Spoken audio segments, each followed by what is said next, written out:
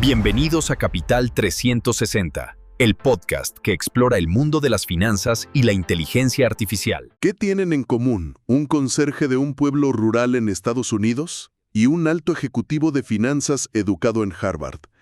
La lógica, pues nos diría que el ejecutivo debería tener una fortuna y el conserje apenas lo suficiente para vivir. Pero, ¿y si la historia fuera exactamente al revés? Si el conserje hubiera acumulado una fortuna de $8 millones y el ejecutivo hubiera terminado en bancarrota. Bueno, esto no es una hipótesis, es una historia real. Y la diferencia entre ambos no fue la inteligencia ni la educación. Fue algo mucho más profundo. Y justo para explorar esa diferencia, hoy vamos a meternos de lleno en las ideas de la psicología del dinero de Morgan Housel.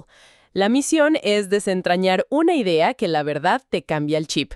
Tener éxito con el dinero tiene muy poco que ver con qué tan listo eres y mucho o muchísimo que ver con cómo te comportas. Totalmente. Nos enseñan que las finanzas son matemáticas, fórmulas, datos duros. Pero la realidad es que las decisiones importantes se toman en la mesa de la cocina, no en una hoja de cálculo. Exacto. Entonces, la gran pregunta que vamos a intentar responder es, si las finanzas no son una ciencia exacta, ¿qué son? ¿Y cuáles son las reglas de este juego que parece que nadie nos enseñó? Es una excelente pregunta. Y creo que para empezar a contestarla, tenemos que volver a esa historia con la que abriste. Es potentísima. Hablemos de ellos. Por un lado, Ronald Reid, un conserje y empleado de gasolinera por 25 años. Vivió toda su vida en el mismo pueblo, en la misma casa. Su hobby era cortar leña. Una vida sencilla. Súper sencilla. Y por otro, Richard Fuscone, el ejecutivo con MBA de Harvard, vicepresidente en Merrill Lynch. Vivía en una mansión de casi 2,000 metros cuadrados, con 2 albercas, 7 baños. ¡Wow! Y una mensualidad de mantenimiento de más de $90,000.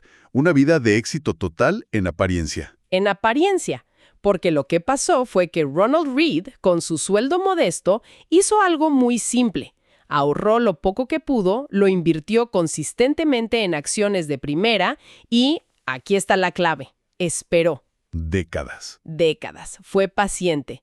Fuscone, en cambio, usó su genialidad financiera para endeudarse masivamente. Cuando llegó la crisis de 2008, su castillo de naipes se vino abajo. Lo perdió todo. Y Reid murió en 2014, dejando $8 millones a la biblioteca y al hospital de su pueblo. Es que es increíble. ¿Sabes qué es lo más curioso? Que esta brecha, esta diferencia entre conocimiento y resultados casi no existe en otros campos. O sea, yo jamás esperaría que un conserje realice una cirugía a corazón abierto mejor que un cirujano de Harvard. Sería absurdo. Absurdo. Pero en el mundo del dinero, en las inversiones, esto no solo es posible. Pasa. Y pasa todo el tiempo. Porque la cirugía es una ciencia dura. Las finanzas no. Son una habilidad blanda, un soft skill. Ajá. Reid no necesitaba entender modelos financieros complejos. Necesitaba paciencia, humildad. Fuscone sabía todo eso, pero le faltó controlar su codicia, su ego. Y en este juego, la paciencia le ganó por goleada a la inteligencia. Exacto. Creemos que es un juego de quién tiene el cerebro más grande, pero en realidad es de quién tiene el temperamento más controlado. Y ese comportamiento a veces nos parece completamente ilógico cuando lo vemos en otros.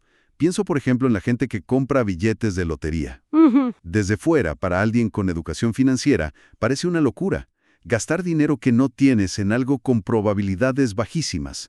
Uno piensa, esa persona está loca. Pero es que ahí está el segundo gran principio del que habla el libro. Nadie está loco. Todos tomamos decisiones que tienen perfecto sentido para nosotros en ese momento, basadas en nuestro modelo mental del mundo. Un modelo que se forma con la experiencia. Exacto, no con libros de texto, con lo que vivimos. La persona que creció en la pobreza piensa sobre el riesgo de una forma que el hijo de un banquero millonario jamás va a comprender. Claro. No es que uno sea más inteligente, es que vivieron realidades distintas. Sus lecciones de vida fueron otras. Y eso se conecta con un sesgo cognitivo, ¿no? Como el de anclaje. Totalmente. Si tu experiencia formativa fue una crisis, una devaluación que destruyó los ahorros de tu familia, tu visión del riesgo queda anclada a ese trauma. Queda anclada. Y te va a costar muchísimo trabajo ajustarla, aunque te presenten datos y evidencia. No es que seas terco. No. Es que tu cerebro está programado por una lección emocional que fue mucho más poderosa que cualquier gráfico. Lo veo en mi propia familia. Mis abuelos vivieron las devaluaciones en México. Para ellos la bolsa era el casino. Claro, el mantra de ladrillos y tierra. Ese era, invertir en bienes raíces. Mi generación, en cambio, creció con apps de inversión en el celular. Vemos las acciones como algo normal. Y no es que una generación sea más lista, simplemente son mundos económicos distintos. Exacto. Y eso nos lleva a otro punto crucial que se nos olvida: el papel del azar, de la suerte. Sí. Es muy fácil para alguien exitoso atribuirlo todo a su esfuerzo, a su visión, pero si rascas un poco, siempre encuentras un elemento de suerte. Gates es el ejemplo perfecto. Él mismo lo ha admitido.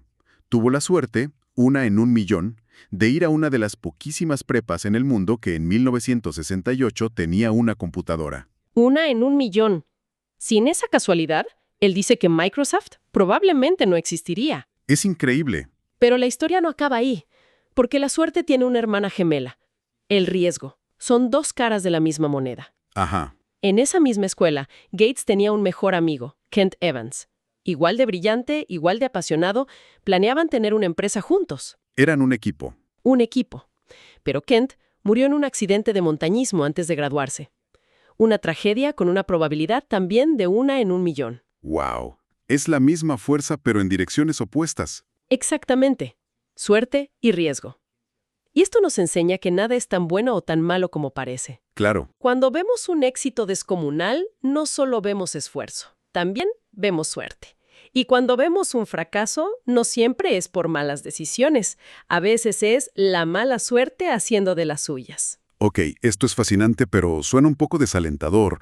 O sea, si todo depende del azar, entonces ¿qué hacemos? No, para nada. Esa es la conclusión equivocada. Reconocer el papel del azar no es una invitación a no hacer nada. Es una invitación a la humildad. ¿Y cómo se traduce eso a las finanzas? Se traduce en un concepto clave: el margen de error o margen de seguridad. Como no puedes predecir lo inesperado, tienes que construir un plan financiero que sea lo suficientemente robusto para sobrevivir a la mala suerte. ¿Cómo? Ahorrar más de lo que crees que necesitas, o no endeudarte hasta el cuello, diversificar. No lo haces porque esperes que algo malo pase, lo haces porque sabes que no tienes idea de lo que va a pasar. Es como construir un puente que soporte el doble del peso que esperas que pase, por si acaso. Justo así. Ahora, con esta perspectiva, quiero que volvamos al ejemplo de la lotería porque lo veo con otros ojos. Es un caso de estudio perfecto. Mira, para alguien con un ingreso estable, digamos de $100,000 al año, gastar 400 en lotería es irracional. Matemáticamente sí. Pero ahora piensa en alguien que gana el salario mínimo, que vive al día, sin ahorros, sin acceso a crédito, sin una perspectiva real de que su sueldo mejore. Para esa persona, esos $400 no se comparan con el rendimiento de la bolsa, un mundo que le es totalmente ajeno. ¿Se comparan con otra cosa? Se comparan con la única posibilidad tangible, por más remota que sea, de cambiar su vida de la noche a la mañana. O sea, no están comprando una probabilidad. No, están comprando esperanza. Están pagando por el derecho a soñar con una vida sin deudas, con una casa, con educación para sus hijos. Es la única puerta de acceso a ese mundo. Exacto. Desde un hoja de cálculo es una decisión terrible. Desde una perspectiva emocional y vivencial, tiene todo el sentido del mundo. Entender eso nos hace menos rápidos para juzgar, ¿no? Y más conscientes de nuestros propios sesgos. Entonces, si juntamos todas estas piezas, comportamiento, experiencias, azar, ¿cuáles serían las reflexiones clave? La primera que me queda clarísima, volviendo a Reed y Fuscon, es que la humildad y la paciencia son superpoderes. Absolutamente. Y de ahí se deriva una de las habilidades más difíciles: lograr que la portería deje de moverse. Uf, sí. Es muy fácil caer en la trampa de la comparación social. Ganas más dinero y en lugar de sentirte satisfecho, te mudas a un barrio más caro, te rodeas de gente más rica y la portería se movió. Y ahora necesitas más para sentirte igual. Hay un ejemplo tremendo de esto. Rajat Gupta llegó a ser CEO global de McKinsey. De las consultoras más prestigiosas del mundo. Tenía una fortuna de $100 millones. 100 millones. Pero no era suficiente para él. ¿Quería más? Quería ser multimillonario como la gente con la que se codeaba. Y por esa ambición se metió en un esquema de uso de información privilegiada y acabó en la cárcel. Perdió todo. El dinero, la reputación, la libertad. Por no saber cuándo era suficiente. Lo que plantea una pregunta importantísima. ¿Cómo saber cuándo es suficiente? Y esto nos lleva a la segunda lección clave. Ten mucho cuidado con a quién admiras y qué imitas. Claro. Es fácil ver a un inversionista que se hizo rico apostando todo a una acción y pensar, ¡qué genio! Tengo que hacer lo mismo. Pero quizás solo tuvo suerte. Quizás. Y por cada uno de ellos, hay otros 1000 que tomaron el mismo riesgo y lo perdieron todo. Pero de ellos nunca oímos hablar. Es el sesgo de supervivencia. Solo vemos a los ganadores. Exacto. La clave no es enfocarse en individuos extremos, sino en patrones generales. La paciencia de Ronald Read es un patrón que se puede replicar. Su método se basa en principios que casi cualquiera puede aplicar. Justo. El éxito de Read es mucho más instructivo que el de un multimillonario que se ganó la lotería. Y eso me lleva a la tercera reflexión, que para mí es la más potente de todas. Si la meta no es simplemente acumular más y más, ¿cuál es el verdadero objetivo del dinero? La respuesta es sorprendentemente simple. El objetivo final del dinero es darte control sobre tu tiempo. El control sobre tu tiempo. Sí, la capacidad de despertar y decir, hoy puedo hacer lo que yo quiera. Esa es la forma más alta de riqueza. Es el dividendo más valioso. El más valioso. No se trata de dejar de trabajar, sino de llegar al punto en que trabajas porque quieres, no porque tienes que hacerlo. Hacer lo que te gusta, con quien te gusta, en el horario que tú elijas. Esa es la verdadera independencia financiera. Es el premio mayor. Entonces, si tuviéramos que resumir la nueva mentalidad, Yo diría que se resume en 3 puntos. Primero, cómo nos comportamos es infinitamente más importante que lo que sabemos. Humildad, paciencia y evitar el ego. ¿ok? Segundo, nuestras decisiones y las de los demás están moldeadas por historias de vida únicas. Esto exige empatía hacia otros y autoconciencia de nuestros sesgos. Y el tercero, reconocer que la suerte y el riesgo son fuerzas reales, lo que nos obliga a planificar siempre con un margen de error. Esperar lo mejor, pero prepararnos para lo inesperado. Entender estas ideas es liberador, ¿sabes? Te quita la presión de tener que ser un genio de las finanzas. Te permite enfocarte en lo que sí puedes controlar. Mi comportamiento, mi paciencia, mis expectativas y, sobre todo, mi definición de lo que significa suficiente. Ese es el verdadero camino, no solo para construir riqueza, sino para construir una vida plena. Al final, la herramienta financiera más poderosa no está en un software de inversión. Está en el espejo. Así que la pregunta que dejamos sobre la mesa no es ¿cómo puedo obtener mayores rendimientos? La verdadera pregunta es ¿ya definí qué es suficiente para mí? Porque en un juego infinito de comparación, la única forma de ganar es decidiendo cuándo dejas de jugar. Nos despedimos. Esperamos que te haya gustado el podcast. Gracias por escucharnos. Nos despedimos. Esperamos que te haya gustado el podcast. Gracias por escucharnos.